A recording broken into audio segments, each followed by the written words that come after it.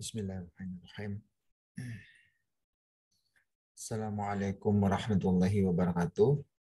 Selamat dan salam sehat untuk semua teman-teman mahasiswa. Baik, kita akan lanjutkan materi perkuliahan analisis mengenai dampak lingkungan atau AMDAL, ya. AMDAL lahan basah.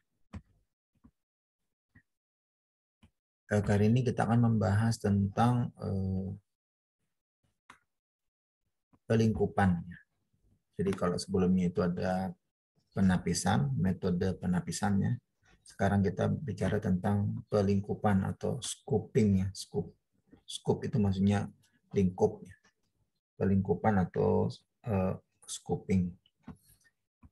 Di sini tujuan dari penyampaian materi ini adalah untuk memberikan terminologi pelingkupan dalam AMDAL, kemudian juga prinsip-prinsip dasar pelingkupannya dalam tahapan AMDAL.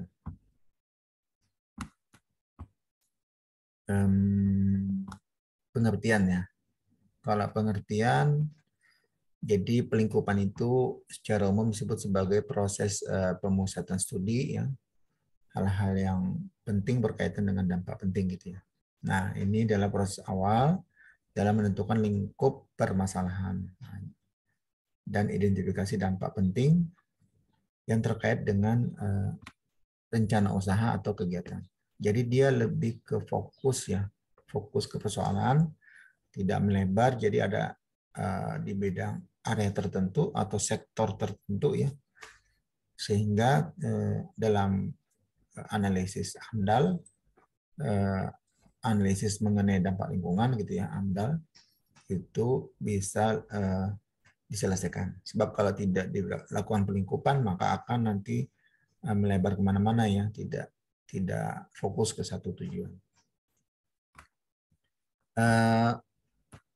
Untuk perumusan pelingkupan, ya, ataupun kedalaman AMDAL, ya, itu bisa dibuat seperti ini. Jadi rencana kegiatannya, ya. Jadi ini misalnya aktivitinya atau kegiatan ekonomi ataupun kegiatan proyeknya tuh di sini. Kemudian di sisi lain ada komponen lingkungan. Nah, nanti dilakukan identifikasi dari dua ini, ya. Dari kegiatan ekonomi atau proyek terhadap komponen lingkungan. Nah, baru masuk identifikasi. Kalau ini dilakukan, apa yang terjadi di lingkungan gitu. Kalau misalkan ini alternatif B-nya misalkan dilakukan sebagian, lingkungannya seperti apa? Atau lingkungannya oke, aman, ya, tapi ternyata usahanya tidak menguntungkan gitu, ya. Teknologi yang terlalu mahal di sini. Nah, itu jadi bolak-balik dicari teknologi lain yang bisa komponen lingkungannya itu tetap aman misalnya, ya, tapi ini teknologinya murah gitu. Jadi kurang lebih begitulah diskusinya. Lalu ini identifikasi, lalu lihat hal-hal yang penting.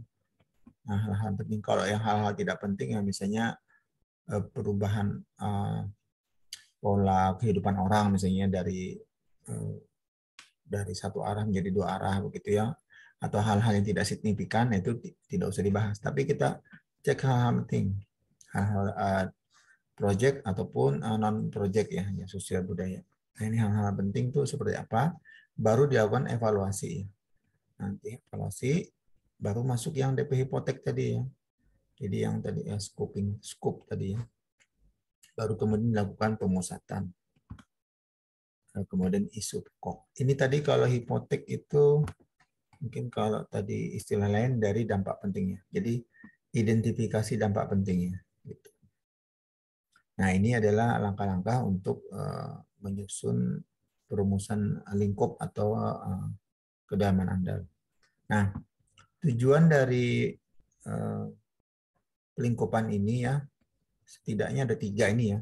Yang pertama adalah lingkup potensi pentingnya itu diidentifikasi, kemudian lingkup wilayah itu adalah luas areanya, wilayah studi ataupun sektor, ya. Sektornya berapa tuh? Sosial kah? Ekonomi, pertanian kah? Jadi sektor itu beberapa sektor. Dan juga tingkat kedalaman. Jadi mau hanya studi pendahuluan, studi aplikasi, apakah studi lanjutan begitu ya. Jadi kedalaman studi ini juga sangat mempengaruhi. Jadi ditetapkan dulu skopnya. Mau detail, mau setengah detail atau yang umum kulit-kulitnya saja begitu ya. Atau prinsip umum saja. Nah, manfaat dari pelingkupan ini diantaranya adalah efisiensi. Jadi kalau sudah jelas, kita hanya bicara ini tidak terlalu dalam, misalnya kemudian sektornya hanya pertanian misalnya, maka itu akan bicara efisiensi. Jadi untuk menyusun analisis dampak lingkungannya jadi efisien ya. Jadi ada biaya, tenaga, waktunya hanya fokus ke situ, tidak melebar kemana-mana.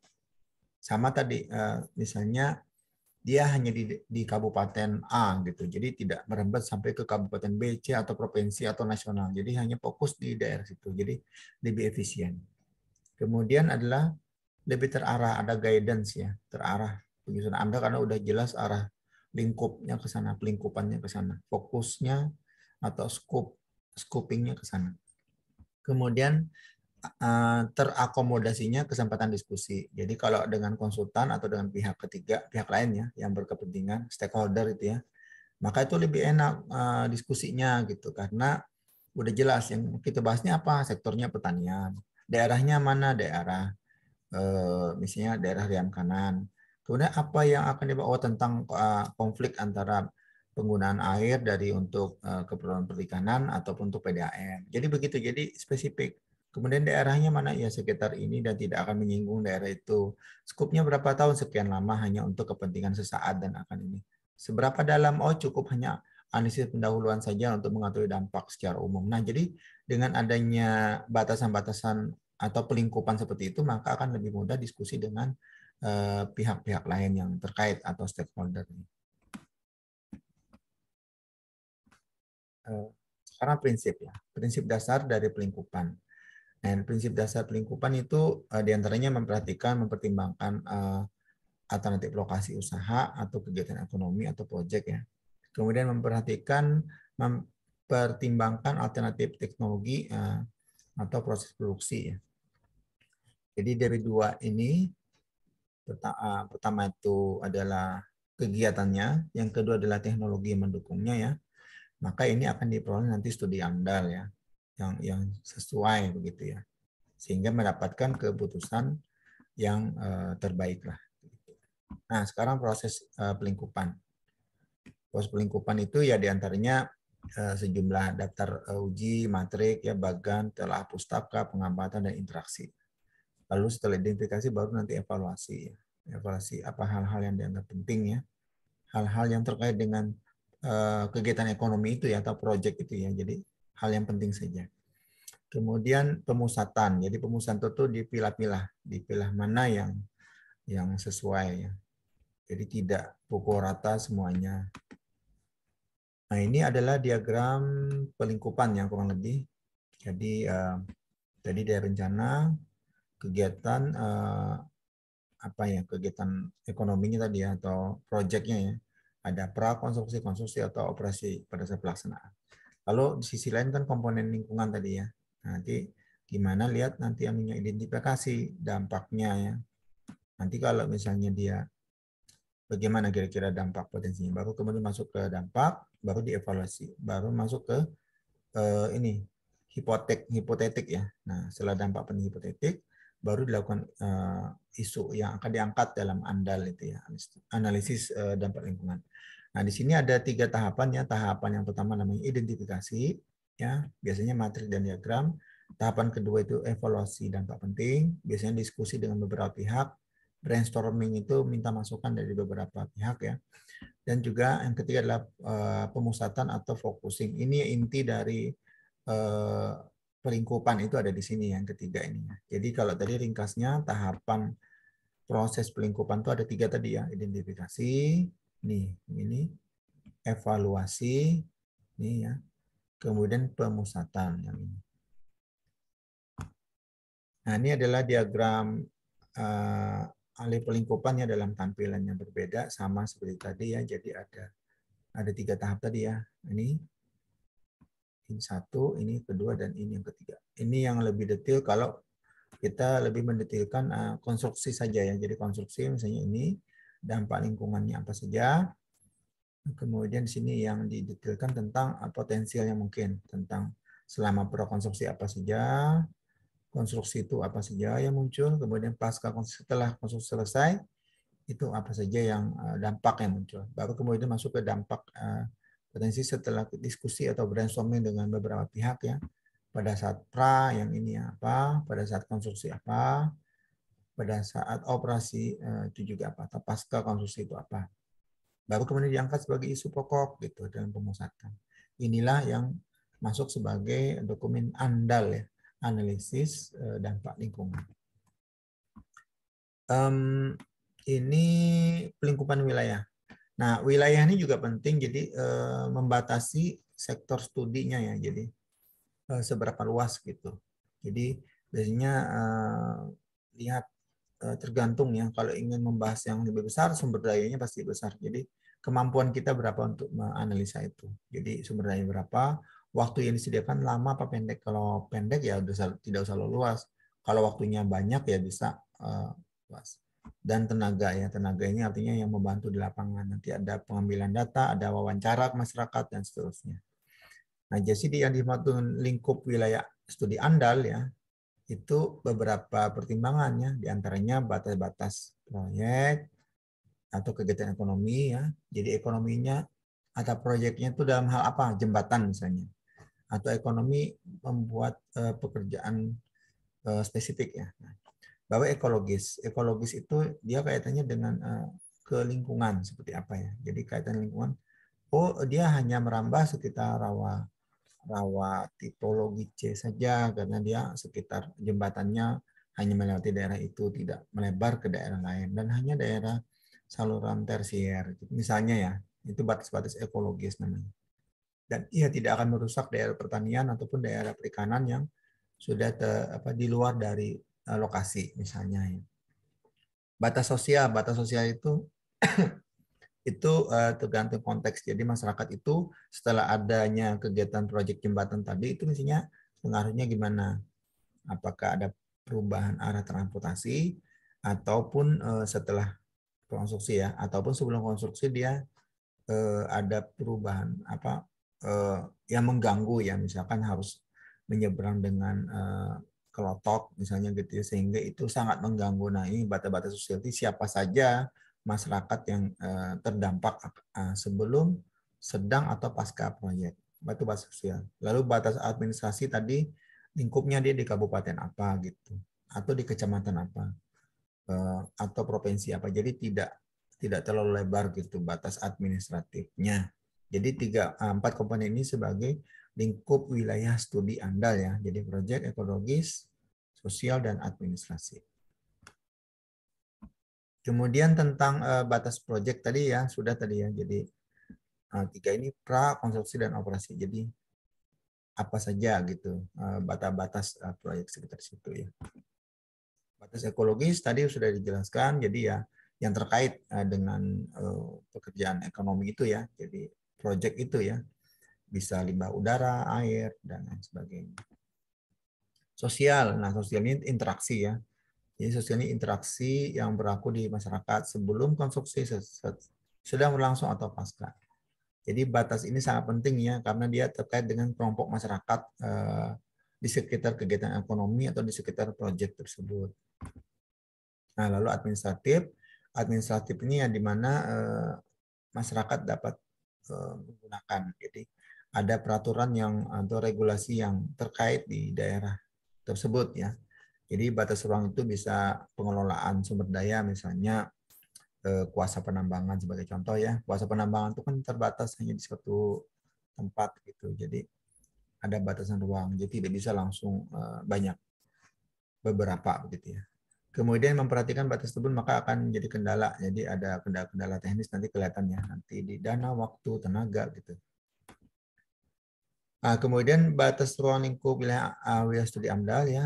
Ini ruang tadi adalah ruang itu ya. Jadi batas proyek, ekologi, sosial, dan administratif yang tadi yang 4 itu biasanya disesuaikan dengan pelaksana. Jadi kalaupun sudah diidentifikasi 4 macam ini, nanti kemampuan dari pelaksana penyusun dokumen ANDAL itu lagi. Dia gimana sumber dayanya, waktu, tenaga, kemudian teknik yang mereka ketahui, metode yang mereka gunakan. Jadi itu juga mempengaruhi. Jadi selain dari empat jenis apa namanya lingkup wilayah studi andal ini, yang 4 ini juga dibatasi juga dengan ini kondisi pelaksana ya. Pelaksana artinya pembuat dokumen andal itu ya. Dia punya sumber daya berapa, waktu, tenaga, dan teknik dan metode yang mereka ketahui. Nah, ini adalah identifikasi dampak potensi yang konvensional ya. Jadi diantaranya adalah checklist, matrik, tadi ada flowchart ya, pelapisan overlay, pengamatan, pendalaan pustaka, kemudian analisa, dan juga diskusi ya. Jadi hasil diskusi.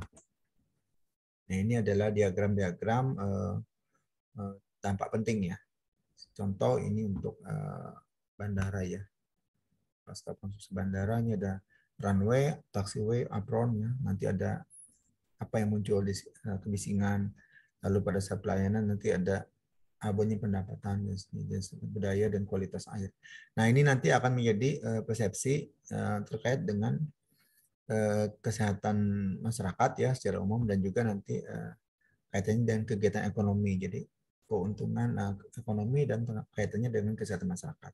Bisa seperti itu ya. Ini contoh lain, ini kalau kasus pengembangan lahan minyak ya. Jadi komponen lingkungannya itu kan sedimen sungai gitu ya sebagai contoh. Tapi kalau ini ada sungai ya, kualitas udara air, kemudian tanah, kesuburan tanah, fauna itu gimana kehidupannya, terganggu nggak satwa liarnya, ada yang dilindungi kan, ada perikanan juga di sana, ikannya hidup atau mati gitu ya karena kegiatan. Lalu juga dampak sosial, ekonomi, budaya, dan kesehatan masyarakat ya. Nanti mungkin ada dampaknya soal akses jalan penduduk, kemudian sikap masyarakat terhadap proyek itu bagaimana. Pendapat masyarakat, ada keuntungan nggak masyarakat dengan adanya kegiatan ekonomi atau proyek itu. Dan juga jangan-jangan itu melakukan kawasan wisata budaya ya. Kemarin itu di daerah Jawa Tengah ya, di televisi itu kan ada yang tiba-tiba masyarakat melakukan kegiatan padahal itu adalah wawasan budaya. Nah, itu kan juga ditinjau dampak analisis tentang hal ini ya. Jadi tidak bisa. Jadi ini harus menjadi suatu pertimbangan. Ini adalah ilustrasi kalau untuk pengembangan lapangan minyak ya. Ini adalah studi kasus yang sudah ada. Jadi semua ini dipertimbangkan. Kemudian contoh lain adalah kasus lain ya. Jadi kalau ini ada lanjutan. Jadi kasus minyak yang tadi itu ternyata dilanjutkan lagi. Ternyata ada lagi dampak-dampak yang mungkin. Jadi semua di data gitu ya. Nah, dampak yang potensial misalnya ada 14, identifikasi yang penting saja 4, 5, 11 misalnya.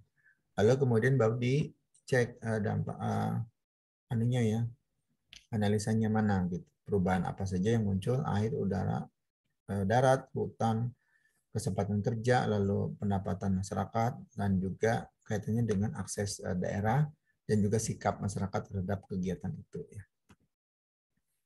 Nah, ini kalau tadi minyak tadi ini mirip ya, jadi sama.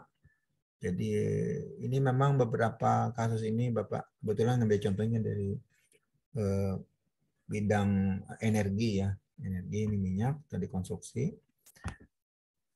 Nah, demikian kira-kira penjelasan tentang materi kali ini tentang pelingkupan. Semoga bermanfaat dan bisa dipahami. Baik, terima kasih. Assalamualaikum warahmatullahi wabarakatuh.